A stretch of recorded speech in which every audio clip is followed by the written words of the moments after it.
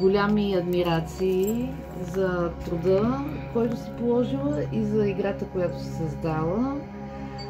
Влезнах в играта с недоверие, с леко притеснение и с това, че трябва да се разкрия по някакъв начин и да съм откровенна. Обаче толкова лесно се играе и така те подвежда да извади от тебе това, което примерно ти е натежало или примерно което откриваш неща, които ако са директни въпроси, а не е под формата на игра, не би ги открило според мене. И виждаш колко е лесно да промениш нещо стъпка по стъпка, по този начин, чрез играта. Виждаш колко е лесно да промениш нещо, което да те доведе до нещо в крайна сметка, което ти искаш.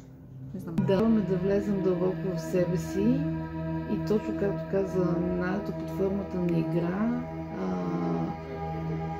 вадим, белим луковицата люспа по люспа, докато стигнем до самото ядро на луковицата, а вече избор е наш дали да продължаваме да белим следващи луковици или първата ще ни е достатъчно. Изненадана, позитивно изненадана.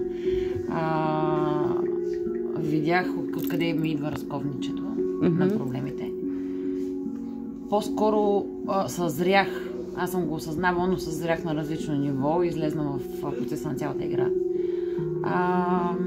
И да, бих вървяла по стъпките, надявам се да мога да ги изпълня. Това е. И съм благодарна.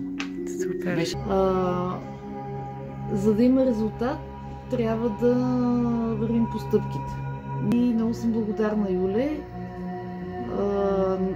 Надявам се да продължаваме съвместно напред, да продължаваме да играем, да създаваш нови игри,